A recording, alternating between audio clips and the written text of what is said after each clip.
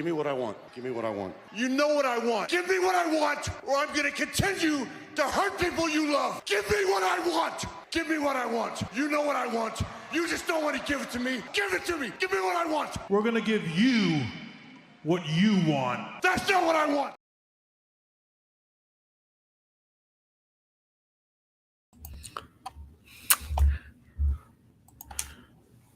What's up, guys? AW Aaron Order, Aaron World Order. What's up? Hope you're having a good Thursday afternoon or Thursday evening, Thursday night. Maybe it's Friday where you guys are. I don't know. We all live in different time zones, right? I guess, right?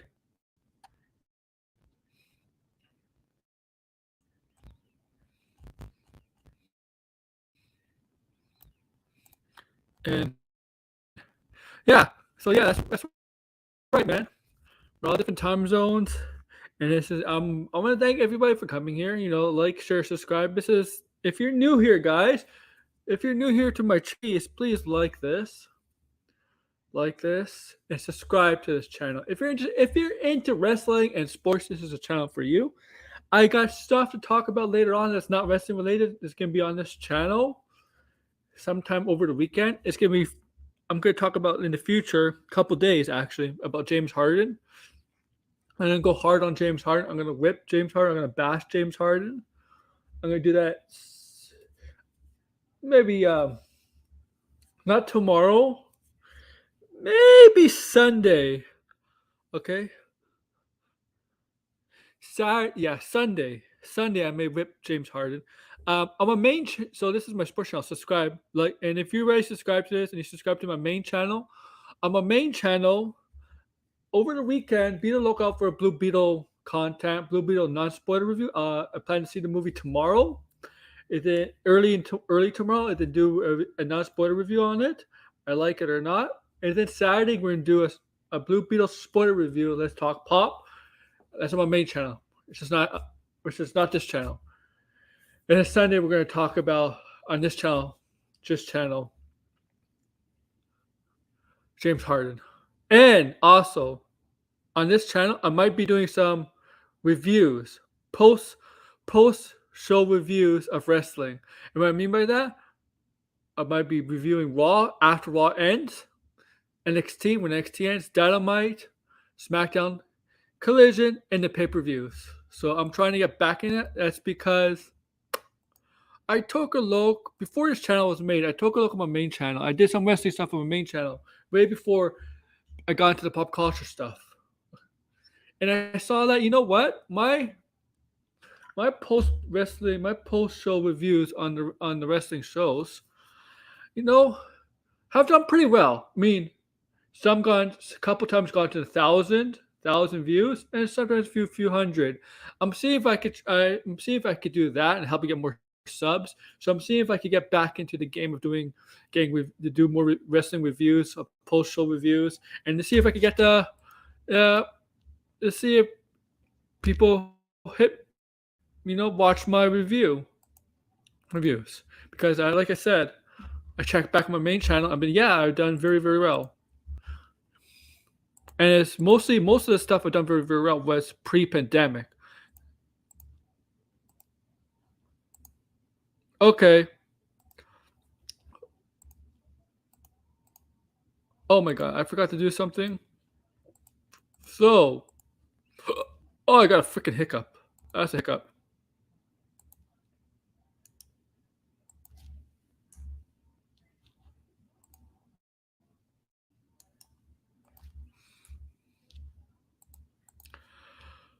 Hi, Degrassi, for listening, buddy. Bro. Okay, now let's get on to this topic at hand. Wrestling discussion. My 5th episode of Wrestling Discussion. This is a series where we discuss stuff that happened in wrestling, past, present, future. Not future, past, present. Nothing really to do with the shows going on. We could talk about anything really in the world of wrestling, the history of wrestling. We could talk about favorite theme music, favorite wrestlers, heel turns, factions, face turns, or we could talk about pay-per-views of the past. We could always review documentaries like this, the Wrestling Discussion, Bash the Beast 2000. What a mess. Dark Side of the Ring. Now, this is from Dark Side of the Ring season 4, episode 9. I believe it was episode 9. The second and last episode.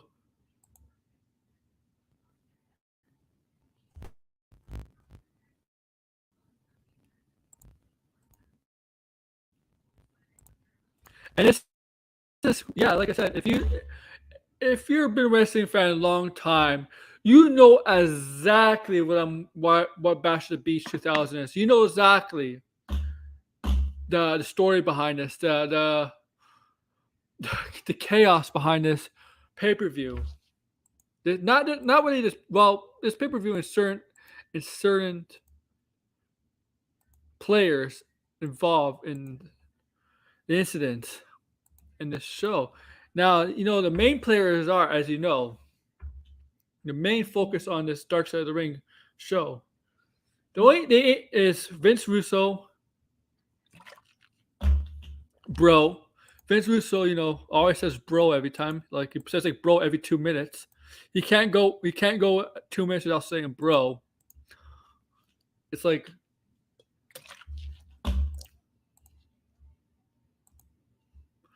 you got Eric Bischoff, also Hulk Hogan, and kind of Jeff Jarrett.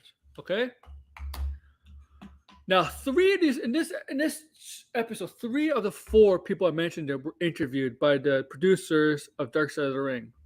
That was Eric Bischoff, Vince Russo, and Jeff Jarrett. And you could tell Vince Russo and Eric Bischoff they don't like each other. No, you could tell. And Vince Russo doesn't. You could tell he really despises. He talks about wrestling, but he really despises the industry. And with this documentary, there's 2 sides to the story, right? Very clear 2 sides of the story. So we don't know which one is true or not. Is Vince Russo telling the truth? Is Eric Bischoff telling the truth? Is Hogan telling the truth? Was some of the stuff Bischoff and Hogan planned true at all?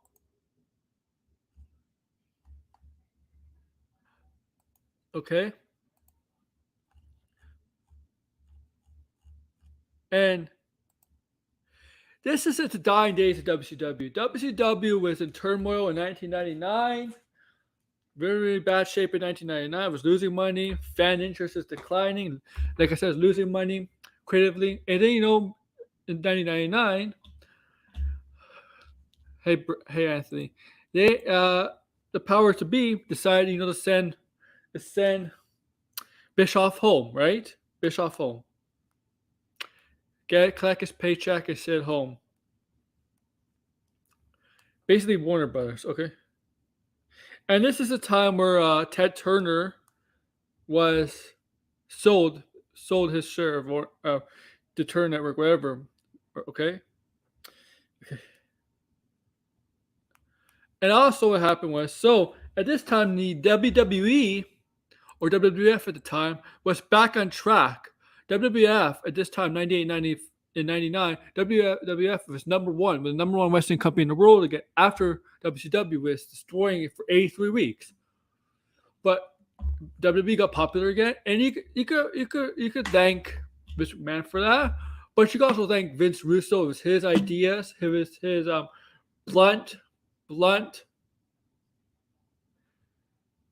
perspective of what needed to be changed for WWE to be back on top. He said WWE needs to get away from the long wrestling matches, stuff like that, and get into more crash TV, where it's more storyline focused than wrestling matches. Okay? Because if you really look at the WWF Attitude Era, the matches were not that good, and they were not that long.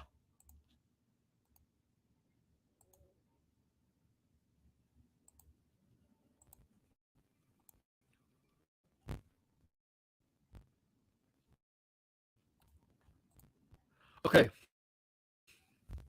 So, yeah, Vince Russo had a helping hand in it, but he was obviously what happened was when Vince Russo went to WCW, right? Vince McMahon called him in his office, right? Wherever arena it was. I forget what arena. This wasn't at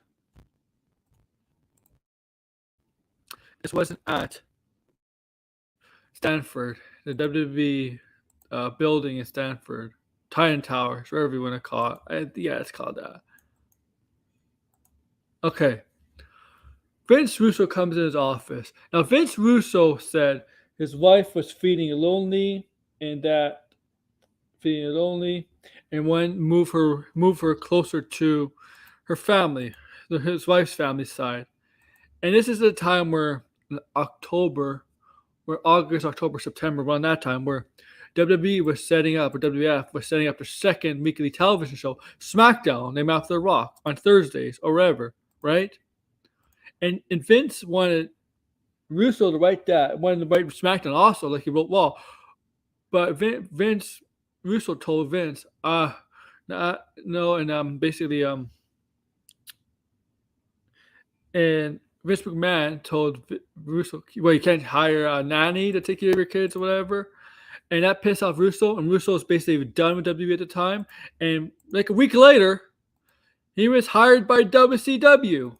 WCW brought Vince Russo in to try to fix things, right? Because WCW was a mess, financially and creatively, out of the ring and in the ring.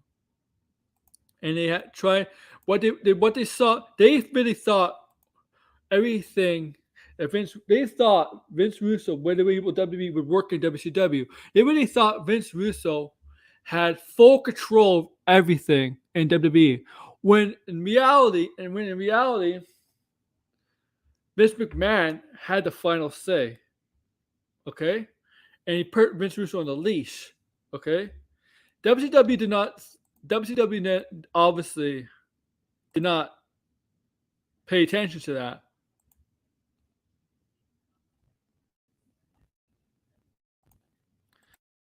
And Vince Russo got to WCW basically a week after leaving WWE.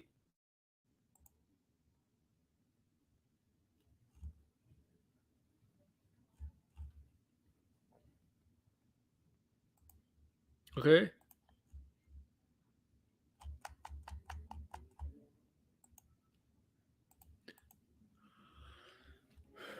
In that time, Vince's goal was trying to fix WCW. Nothing succeeded. Nothing was going to plan. You know, this is late '99. 3 months in, they already sent him home. They tried to reunionize the NWO again, NWO 2000, which fizzled out quickly because their main leader, I guess, Bret Hart got hurt. And the NWO 2000 was basically a big blunder, a big flop, I would say. NWO 2000 consists of the outsiders Scott Hall and Kevin Nash. Scott Steiner, Jeff Jarrett, and Bret Hart, and Juan and Don Harris, the Harris twins. But that faction really fizzled out rather too quickly. And WCW, the heads called Eric Bischoff and they told him, we want you to work with Vince Russo. And I believe this might have been in March 2020, April 2020. So basically, 3 or 4 months before Bash at the Beach, which takes place in July, right, of the calendar year. So Bischoff agreed to work with Russo to try to fix things. Now, they tried this idea where they would reboot WCW, where every champion before the reboot gives up the title, and then they reboot the whole thing. Basically, reboot the whole thing. Okay? It's...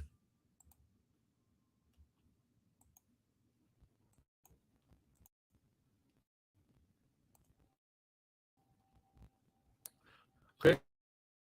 Now, WCW was terrible at the time. It was really bad at the time. I was still watching it. I don't know why. But I was watching that in WWE. And obviously, at the time, they started this faction between the Millionaires Club versus the Young Bloods, or the New Blood. New Blood usually consists of the younger wrestlers not getting a fair shake, taking on the Millionaires Clubs. The Millionaires Club is usually like the the top wrestlers, always on top of the card. You know, the Hogans, the Flairs, the Stings, the DDPs, the Lex Lugers, Macho Man, whatever. You get the idea.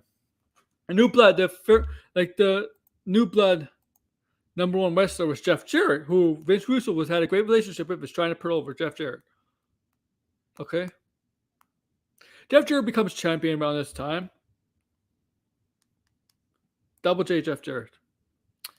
And so he was champion when we get to the Bash of the Beast 2000, Bash of the Beast 2000.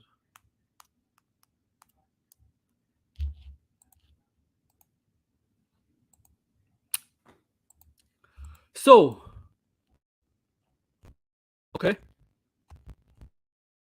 The plan was, according to Vince Russo, the plan was for Jeff Jarrett to retain the title over Hogan, right? Because he was planning a tournament later on that night where it eventually crowned Booker T the new champion. Okay, that was the plan for the first time. Okay, that's according to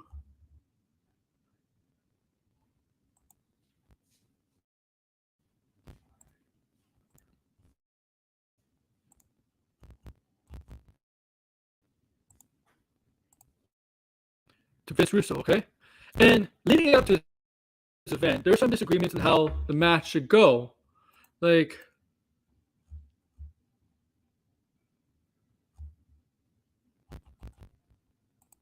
okay, Hogan agreed to something. Okay, what happened was here. Hogan was good, but Hogan was supposed to lose to Jarrett, right? They wanted Hogan to lose to Jarrett, okay? But they did not want to hurt Hogan by making him look weak.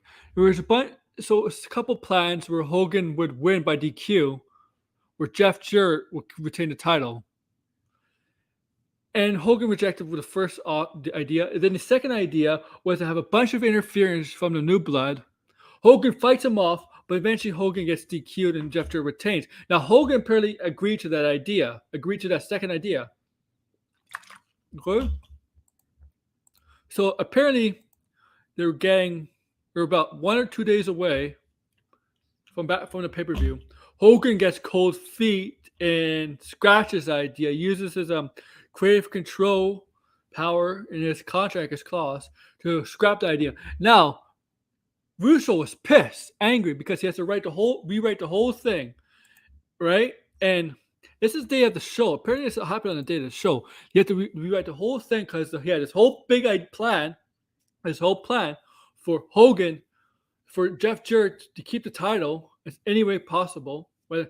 But DQ, because the champion doesn't lose the belt on a DQ. And eventually Booker T will win it later in the night. But Bischoff is pissed. No, Hogan and Bischoff are pissed. And Bischoff is always in Hogan's corner. And Hogan scratched his idea. And according to Eric Bischoff in the documentary, you laid it out, that when he signed Hogan in 94 to come from Thunder's Paradise back to wrestling. Okay?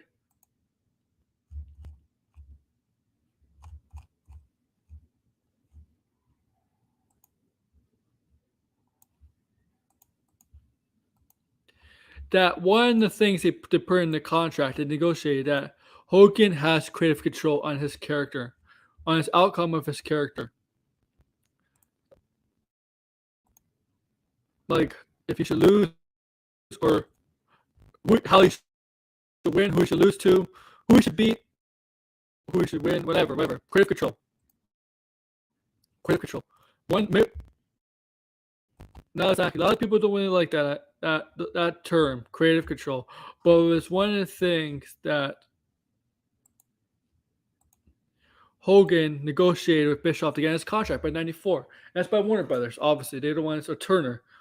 And they agreed to. So Hogan used it here, apparently, right? To change the outcome of this match. And now Russo and Bischoff and Hogan, according to Bischoff, the plan was, they had a plan. Hogan and Bischoff had a plan for. The idea was still for Jarrett to win, right? No, the plan was for Hogan to win the belt. Okay. according to Bischoff, right? But the other plan was still for Jarrett and Booker T to wrestle for a new belt. According to the plan, one of the plans was Hogan would get DQ'd. Hogan would get DQ'd. According to Hogan Bischoff, their plan was Hogan would win the belt, and then he'll just walk away with the belt and not be seen for a couple months, while Russo decided to keep going to determine with Jarrett and Booker T to determine the actual champion, and then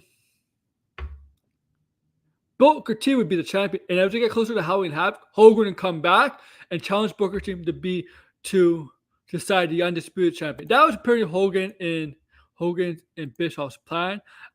To them, it might be true. I guess I don't know if.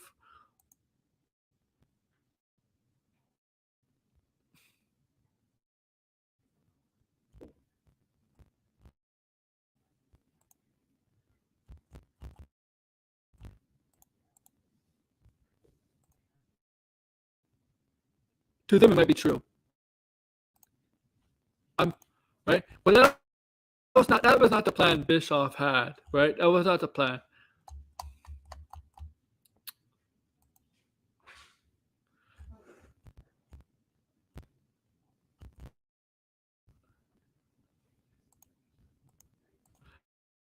And so, as you know, they were scrambling on what to do.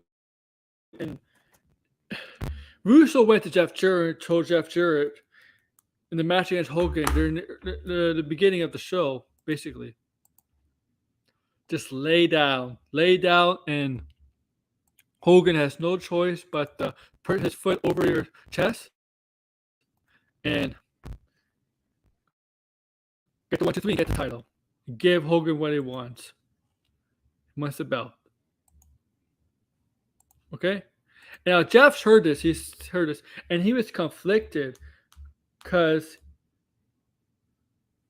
he didn't, he's a wrestler. He's old school. He was born into the wrestling business. His father was a promoter and stuff like that. The Jarretts were very well known in the wrestling industry. Okay.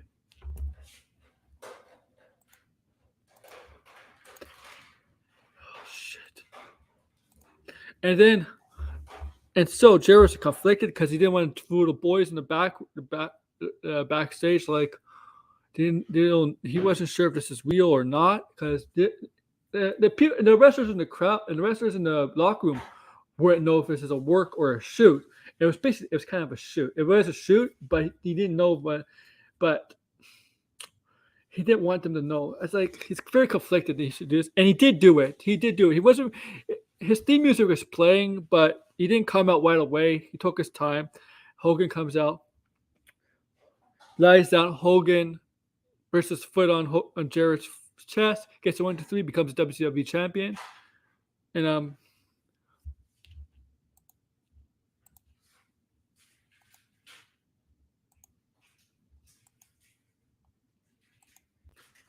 just walks backstage with it.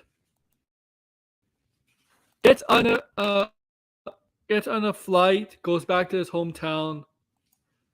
While Russo comes out later on, cuts a real life shoot promo on Hogan. Very, very pissed off, very angry. And he basically fired Hogan on the spot right there in a shoot promo in front of a crowd, in front of people that ordered the pay-per-view. I don't know how many people ordered the pay-per-view, but basically fired Hogan publicly. And the things he said. The one time, Hogan uses his crave control card, uses it now, something like that. Let me tell you something. You'll never see that POS in WCW ever again. And he was right. He was right. Now, Bischoff and Hogan were in a flight at this time, man. They got home and then they're like, people were calling Hogan and Bischoff saying, "Yo, do you hear this? You gotta check this out." And they found out like that Russo was going at him, right? They got noticed when they landed. They celebrated, But when they landed, that celebration quickly ended because they were getting notice from people that they're close with that Russo basically shit on Hogan and basically fired him live on air on pay-per-view.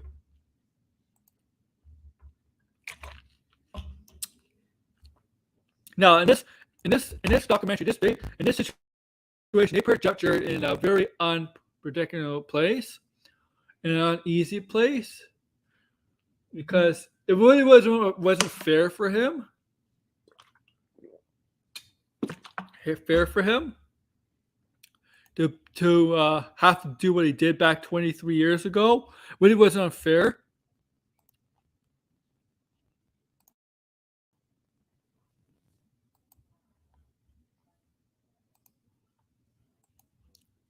And he did shit on Hogan a bit.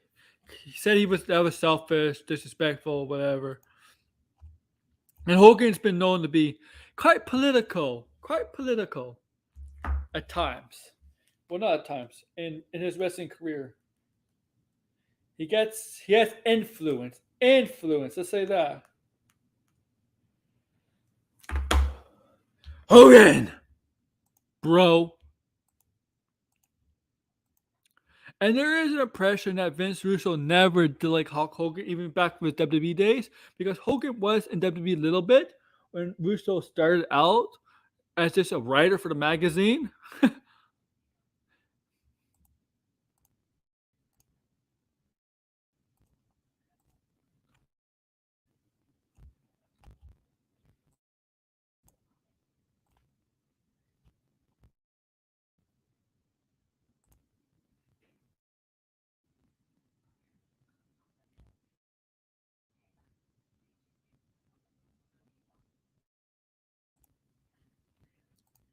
Um,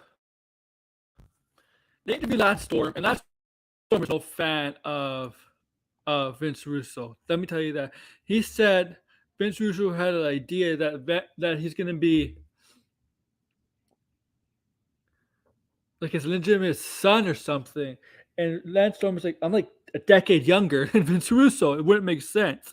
So Lance Storm was no fan, and I'm gonna be honest with you, Lance Storm didn't really offer much to this this episode, besides just shitting on Russo and his ideas for him. But he didn't really contribute anything to the overall topic of this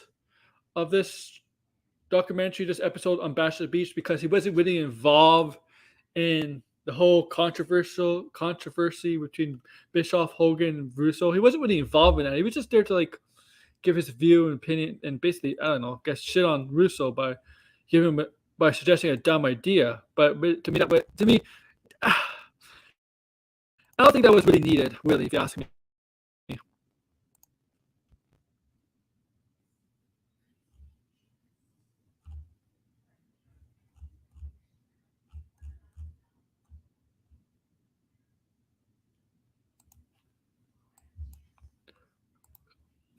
It was really needed.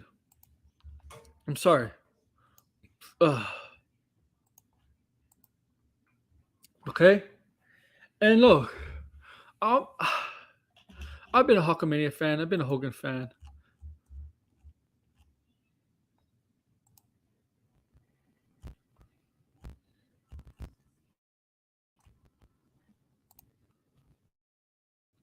It was just WCW was just so bad at the time, really, really bad. And I don't think Vince Russo is the reason WCW was. I mean, he didn't help, and actually, I think he did kind of make it worse with some of his ideas at the time, some of his match ideas. Uh, Viagra on the pole match, that's really bad. Uh, Buff Bagwell's mother on a pole match, he had really some really really bad, stupid ideas. But it wasn't his fault. WCW was dying or eventually died. It was there. There really was no way saving it. It was dead before he got there. But and yeah, Hogan and Bischoff kind of fought a lawsuit. It got thrown out a little bit because they can't really sue based on a fictional character. Now, the thing about Hogan is he has been known to be a big time pathological liar. Okay, He'll say something that during his career, during his lifetime, in an interview, but then in another interview, he'll kind of talking about the same thing, but he'll be saying it not exactly the same way as he said in an interview before. He kind of changed it around. That's what he would say. That's how we do it. That's how we do. He kind of like twists his word. He kind of like changes his story. And like, I don't like the idea that he tried for Metallica. I don't know if that's true. Like, and I gotta go bathroom.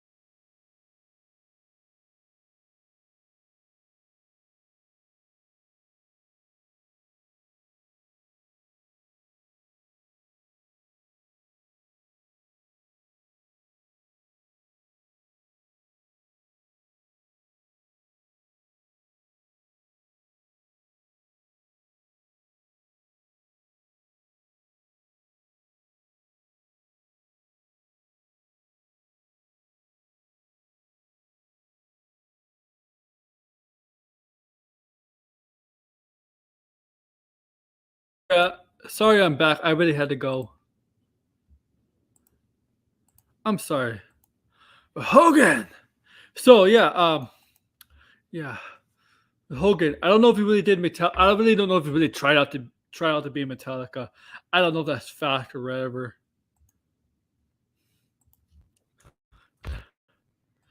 He's been known to lie and stuff, or maybe if just I don't know, exaggerate things. He's really good at it, isn't he? He's really good at it.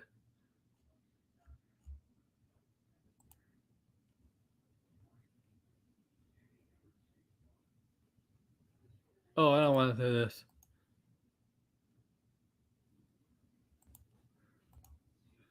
Um,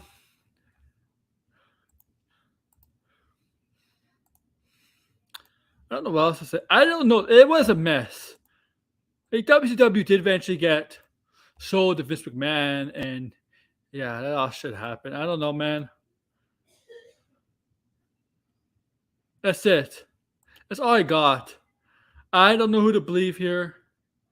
I listen to Vince Russo. I subscribe to his channel. I listen to Eric Bischoff on his podcast. I'm just a wrestling fan.